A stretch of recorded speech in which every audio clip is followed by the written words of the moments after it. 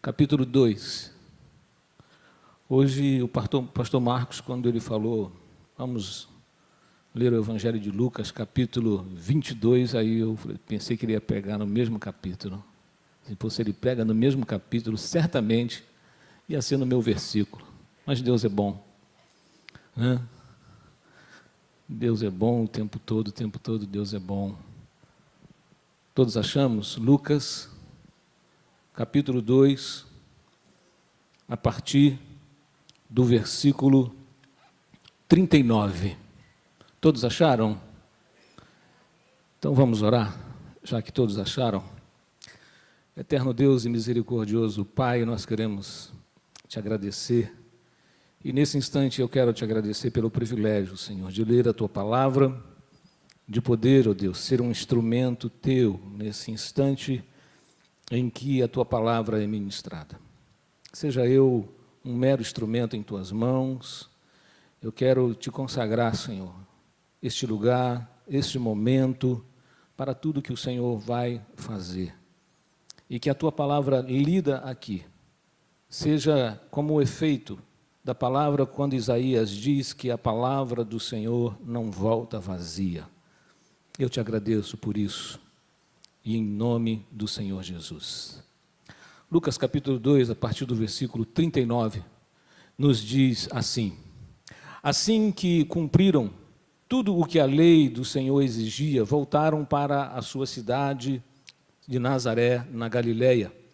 E o menino crescia e se fortalecia, ficando cheio de sabedoria, e a graça de Deus estava sobre ele.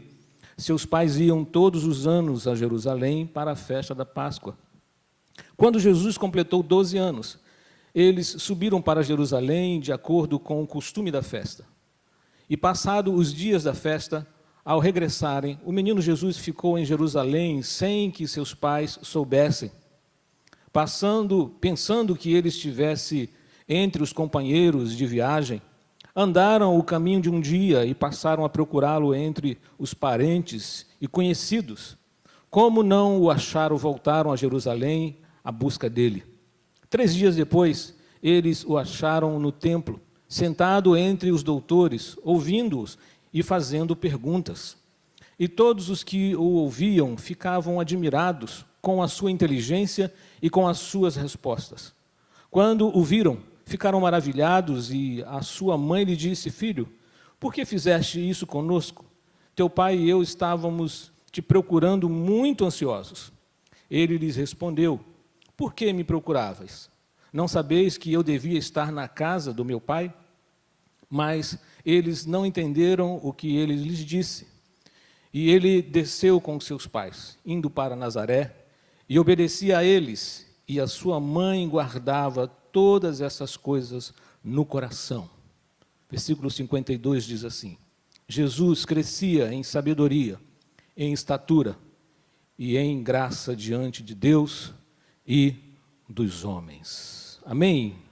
Esse texto, ou todo esse capítulo de Lucas, ele é um lindo texto que nos fala de todo esse momento, desde o censo que seria obrigatório, até esse momento em que Jesus descobre a sua verdadeira natureza. E é interessante porque você vai descobrir aí que entre o versículo 40 e o versículo 42 se passam 12 anos. Você vai perceber que no versículo 40 diz o texto que Jesus crescia. Isso foi logo após eles voltarem de Jerusalém para uma festa de purificação. Era uma tradição dos judeus, quando toda mãe dava à luz, essa criança no 8º dia deveria ser circuncidada, e logo em seguida a mãe deveria passar, além desses 8 dias, mais 33 dias, num processo de purificação. E logo então, depois de todo esse processo, ela teria que ir a Jerusalém e oferecer um sacrifício pelos pecados e uma oferenda. E então está se cumprindo isso aqui. Então Jesus ainda é uma criança de colo, ele está voltando, mas depois, 12 anos depois, nós vamos ver um relato em que, na festa da Páscoa, onde todo ano a família ia, encontrava-se então Jesus, com seus 12 anos, e ele então é levado para essa festa da Páscoa, para que ali também houvesse o momento em que ele fosse apresentado no templo, aonde ele pudesse ser ali integrado ao contexto religioso. Também era a tradição. Todo jovem homem, a partir dos 13 anos, tornavam-se filhos da lei. É óbvio que a tradição também diz que isso poderia ser antecipado em no máximo 2 anos, que é o caso de Jesus. Jesus não tem 13 anos, mas tem 12, mas ainda assim é levado e é apresentado como filho da lei. E então ele passou a fazer parte dessa comunidade religiosa, entre os doutores da lei, ali conversando, como nós vimos no texto, quando os pais, nessa festa da Páscoa, então, eles lembram de Jesus, né? A família segue do caminho, percebe-se então que Jesus não está presente. Alguma mãe aqui já perdeu o filho no shopping? Quantas mães aqui? Pode falar mesmo, não se preocupa não, que não tem problema não. Né? No shopping, na praia, é uma agonia só, né? Você fica desesperado. Mãe, então, eu não imagino, né? E não tem muito tempo, não sei se eu estava com a minha esposa, uma criança na mão do segurança, né, querendo saber onde é que estava a mãe. Isso deve ser, assim, agoniante, né? Mas, às vezes, é um momento de desatenção, é a mãe olhando aquela bolsa ou aquele sapato e o pai lendo o WhatsApp, e aí a criança, de repente, né, some. Não é o caso aqui, né? O caso aqui é muito interessante porque, particularmente aqui, havia uma questão muito interessante, porque toda viagem, né, que o povo tinha que fazer, ou toda festa, né, toda festividade dessa, que eles tinham que se deslocar, era interessante porque, normalmente, as mulheres se deslocavam primeiro, por serem um pouco mais lentas no caminhar, naquela situação, naqueles lugares, os homens sempre saíam depois. E é interessante que ficava essa segurança, né? Ou o filho estaria com a mãe, ou estaria com o pai. Então, quando José e Maria estão se programando para sair, Jesus vai estar com um deles. Eles têm essa absoluta certeza. Então, segue-se viagem. Esse pensamento está tanto na ida como na volta. Jesus não foi esquecido, de certa forma, porque havia uma confiança entre os pais de que ele haveria de estar com o pai ou com a mãe na volta. Mas o problema é que ele não estava com nenhum dos dois.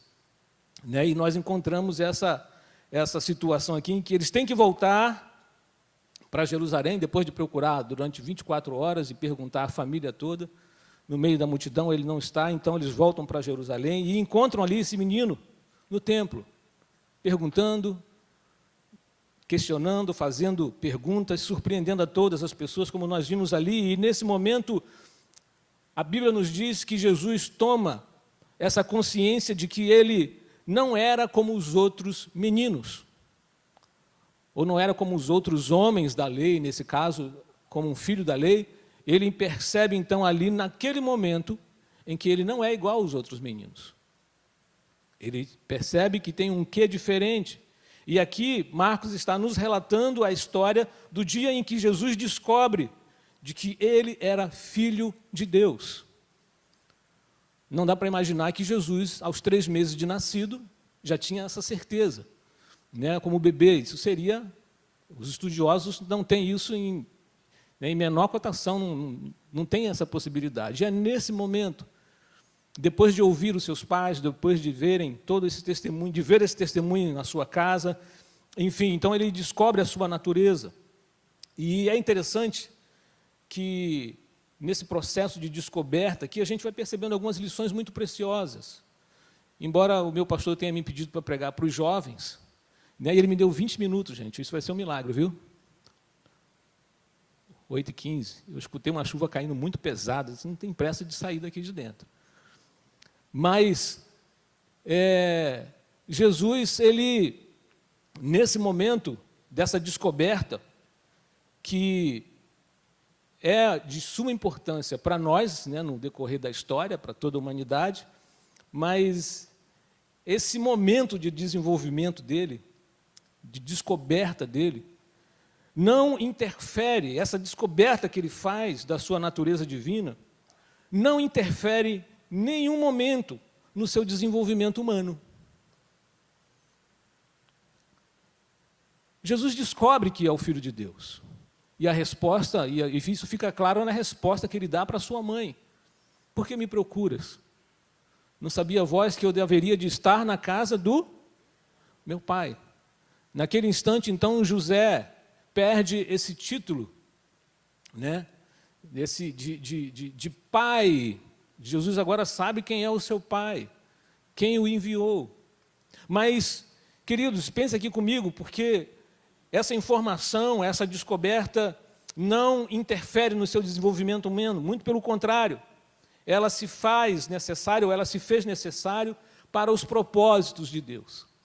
Não só para os propósitos de Deus, mas também ela se faz necessário para a minha e para a sua compreensão dos propósitos de Deus, se faz necessário para que a gente entenda as possibilidades e as responsabilidades de um Deus que se fez homem, de um Deus que se faz ser humano para andar nos caminhos de Deus, nos propósitos de Deus. E eu queria refletir aqui com os jovens, com os adolescentes e com a igreja, essa questão, querido, de que Jesus foi uma criança, foi um adolescente, foi um jovem e passou por essas etapas, um jovem que foi crescendo para o equilíbrio do seu tempo. Ainda quando adolescente, ainda quando jovem, ele foi crescendo em equilíbrio para o seu tempo. Apesar da sua natureza divina, apesar da sua grande capacidade, como eu disse, isso não interfere no seu crescimento humano, no seu desenvolvimento como jovem, como um adolescente. E aqui nós vamos ter algumas lições muito preciosas. Lucas nos traz um evangelho que, quando nós começamos a estudar, nós vamos aprendendo sobre Jesus, aquele que é o Cristo, aquele que vem como o Salvador divino. Mas eu quero pensar aqui no texto do versículo 52, onde Lucas, como um bom médico, não deixaria de abordar questões muito específicas, não deixa de mostrar a humanidade, essa parte humana, enquanto uma criança que está crescendo. Eu gosto da versão King James, porque ela, no final, diz algo muito interessante. O texto na King James, desse versículo 22, diz assim: Jesus se desenvolvia em sabedoria, em estatura, em graça na presença de Deus e de todas as pessoas. Fica muito mais claro, não que as outras versões estejam erradas, outras versões vão dizer que ele crescia diante dos homens. Talvez na sua versão esteja assim, não está errada. Mas essa versão, eu gosto dela porque ela nos mostra uma criança, um jovem, um adolescente, um homem que não estava escondido de ninguém. Todo mundo estava vendo Jesus. Todo mundo estava vendo aquele jovem crescendo, realizando as coisas. Então, depois de toda essa questão que envolvia a descoberta da sua natureza divina, voltam a Jesus ainda, quando Jesus está ali voltando de Jerusalém, depois de conhecer a sua natureza. Uma das coisas muito interessantes é que diz o texto que ele voltava como? Cadê os adolescentes das suas Bíblias? Voltava em submissão. Voltava com obediência. Mesmo depois da sua descoberta, mesmo depois de saber que era o Filho de Deus, o texto nos diz que essa criança volta ainda como uma criança, volta ainda obedecendo aos seus pais.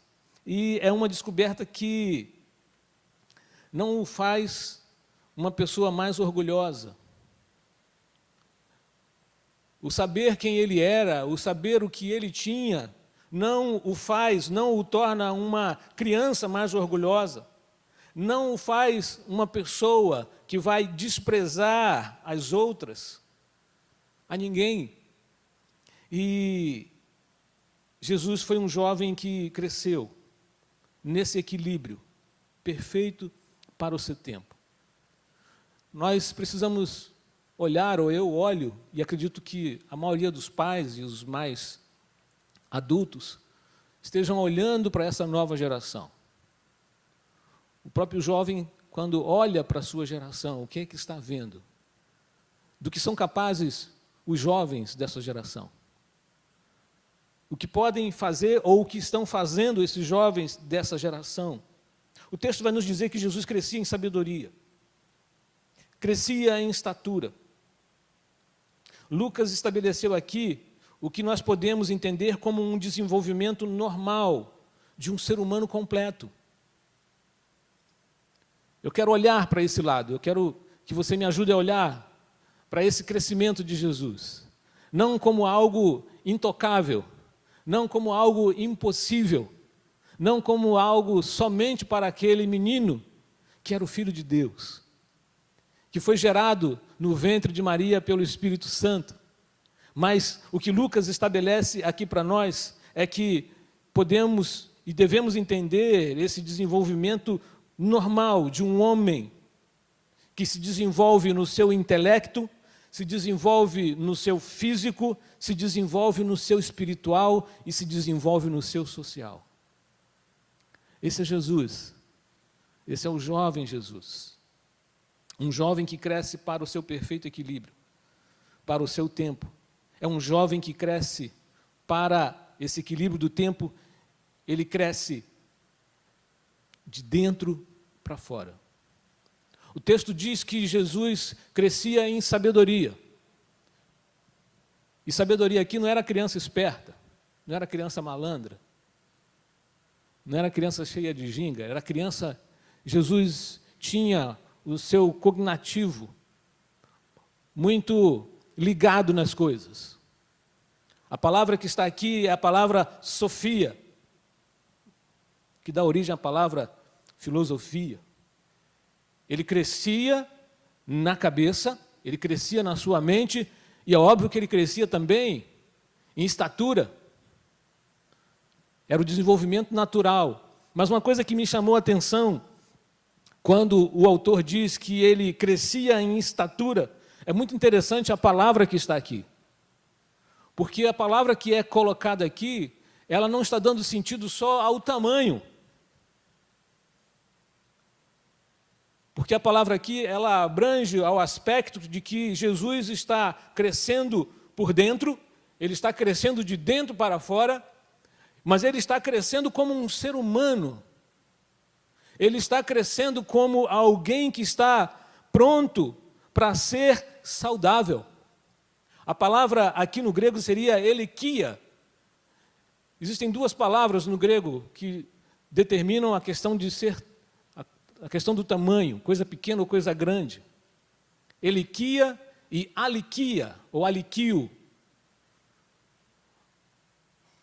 Essa palavra mostra as duas. Alikio talvez poderia falar até de Zaqueu, que era um homem de pequena estatura, mas não é. Embora o texto diga que Zaqueu era um homem de pequena estatura, a palavra que é usada também é esta, alequia, que dá a ideia daquele que está crescendo naturalmente, mas é um crescimento saudável, é um crescimento humanizado. E pensando na juventude, nós vivemos, ou vocês vivem, e vocês lutam mais com isso, ou veem mais isso, uma geração que está preocupada com muitas coisas. Uma delas é a aparência. muitos jovens, eles estão preocupados com a aparência, alguns lutam com essa questão da aparência, e eu estava vendo uma reportagem, e existe um jargão, a qual vocês são chamados de a geração da boa aparência. Todo mundo quer estar bem na fita. Todo mundo precisa estar bonito. E isso é um perigo, quando nós esquecemos desse crescimento para um equilíbrio saudável da geração, porque talvez estejamos, ou a geração fique preocupada demais com o crescimento errado. Não que você não vai se preocupar com a saúde. Não que você não vá na academia. Senão tem um rapaz ali, gente finíssima aqui na minha frente, né, da academia, vai dizer, pô, quer que eu feche a minha academia, pastor? Não. A questão é a preocupação. A questão é o que está se dando ênfase. É uma geração que está vivendo um leve estímulo do narcisismo. Uma geração que desde pequena, e às vezes você vê isso nas reportagens, nos comentários, aonde crianças cada vez menores são estimuladas com relação às suas roupas, com relação às suas maquiagens, com relação aos seus comportamentos. Como o Fael colocou aqui, uma sociedade que tem, através de muitos novos conceitos ou pseudos conceitos, estabeleceu uma nova condição de família, uma nova forma de comportamento. E às vezes você vai percebendo essa nova geração nesse campo do narcisismo. Saias mais curtas, bermudas mais apertadas, maquiagens mais intensas. Crianças deixando de ser crianças, uma geração no mundo cheio de comparações, onde muitos adolescentes acabam adoecendo, porque elas acham que são comparadas e começa uma competição. E a mídia vai apresentando um monte de clones, sem personalidade, sem vida, que diz que você tem que parecer como eles, que diz que você tem que ser como eles.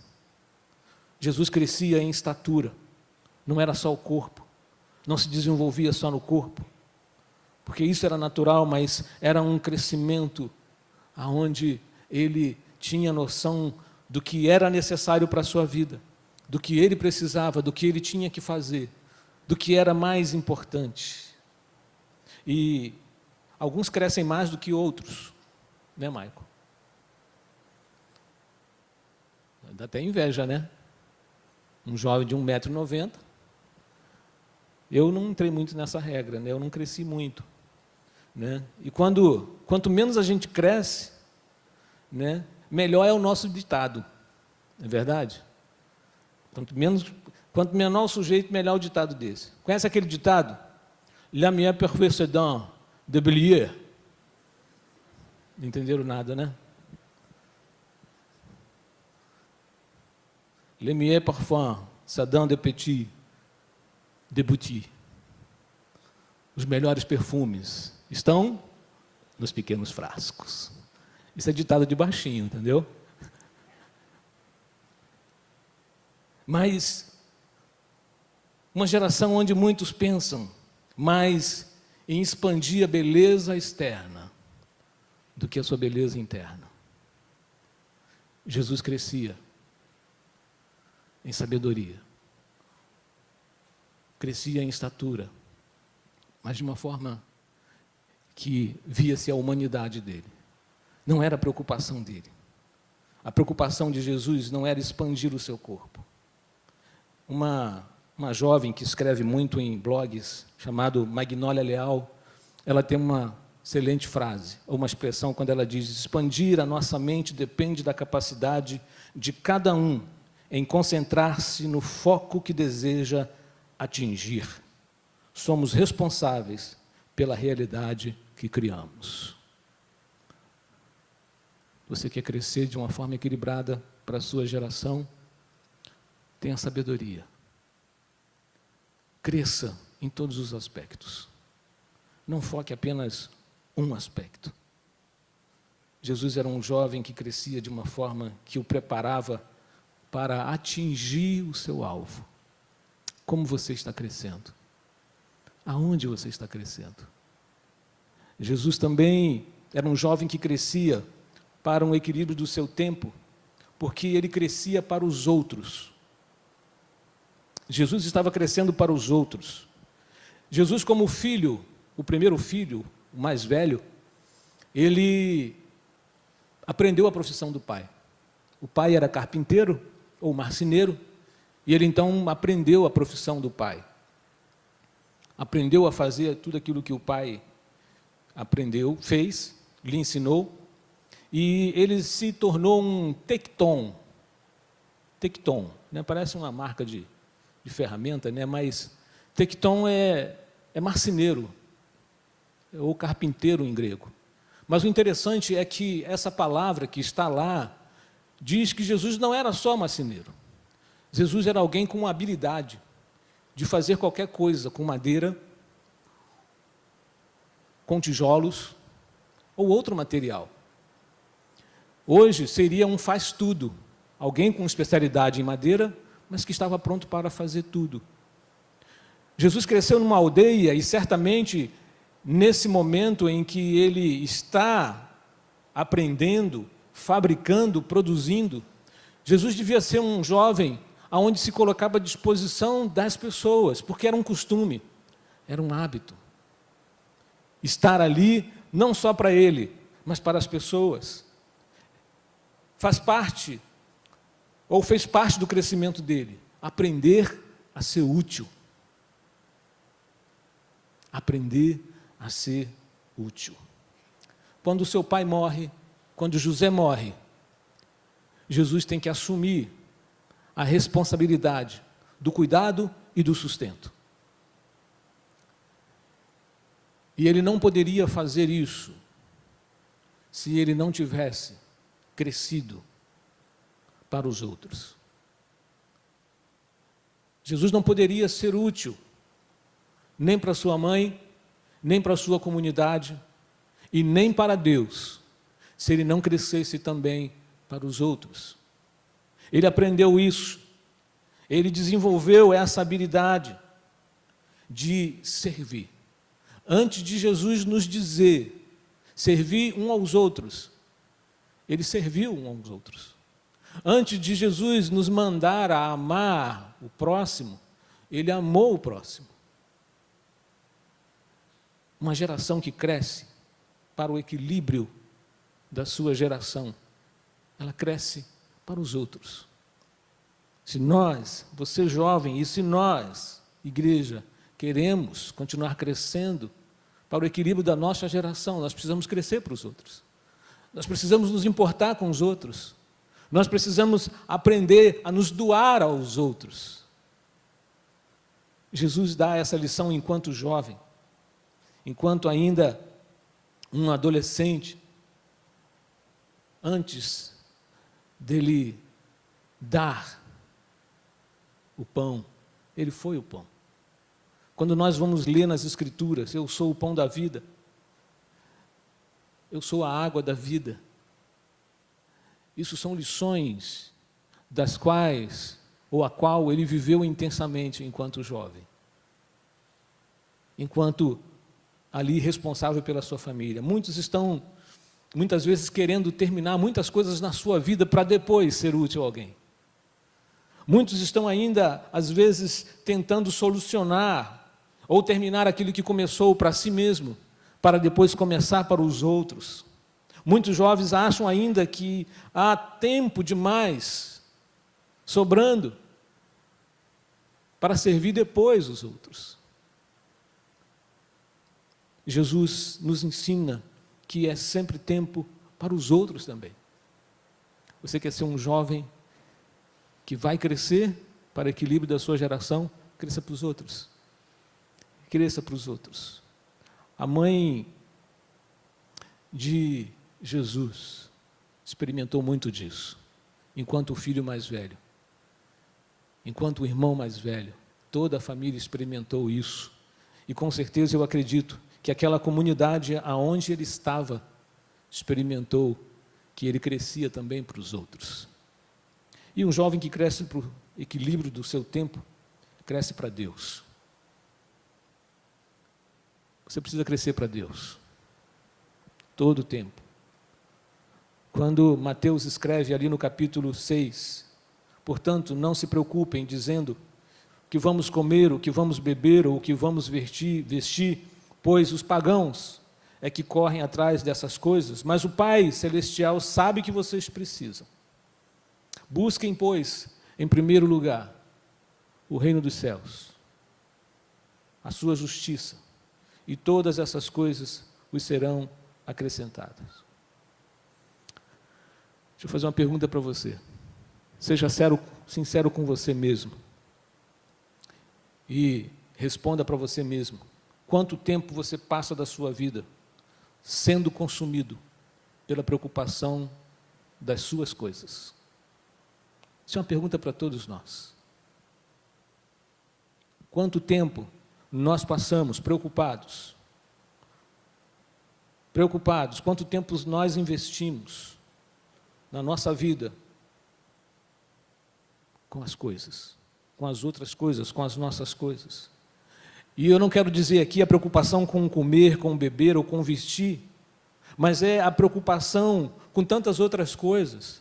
Primeiro a minha carreira, primeiro a minha faculdade, primeiro a minha promoção. Quantas coisas vêm na frente. Uma geração que cresce para Deus é uma geração que sabe que todas as coisas serão solucionadas, que todas as outras coisas serão dadas, virão a balde no momento em que nós nos propormos a buscar primeiro o reino dos céus.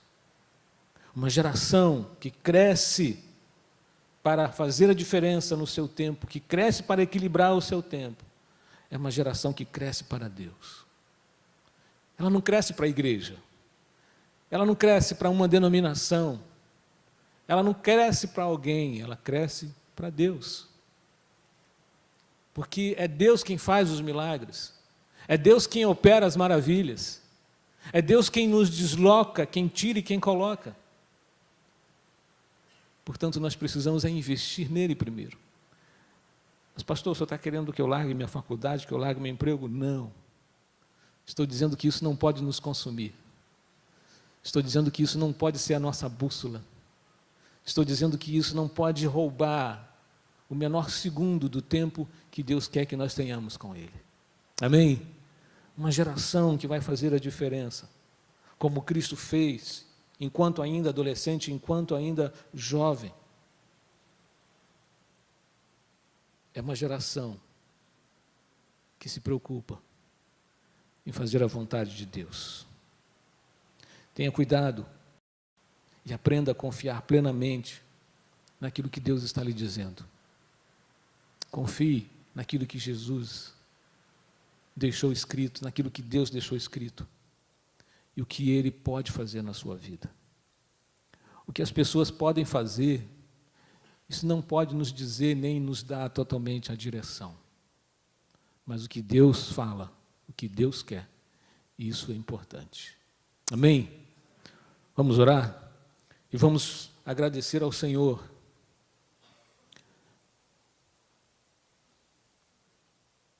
por Ele nos permitir ser esses instrumentos que vamos crescendo, mas nós precisamos crescer para a glória dEle. Você vai realizar os seus sonhos, você vai atingir os seus objetivos, mas como Jesus, procure crescer da forma mais equilibrada, de uma forma que faça diferença, sem lhe deixar esquisito, de uma forma que lhe traga frutos, não mais consequências, de uma forma que torne Deus mais visível, não as suas coisas. Cresça de forma saudável. Cresça de forma em que você consiga administrar a diversidade e as adversidades. São duas coisas diferentes. Você não consegue administrar e nem resolver problemas. Talvez mais bonito, talvez mais musculoso, mas você vai resolver muita coisa na sua vida estando saudável, porque você cuida, mas porque você tem sabedoria. Como diz Provérbios, uma sabedoria que você precisa escrever na tábua do seu coração, gravar na sua mente, conselhos que seu pai dá, conselhos que sua mãe dá, conselhos que Deus dá. Você cresce dessa forma. Você cresce para os outros. Você cresce para Deus. Essa é uma geração de 1, de 2, de 10, que encanta Deus e encanta a sua comunidade. Curve a sua cabeça, vamos orar. Pai, como é bom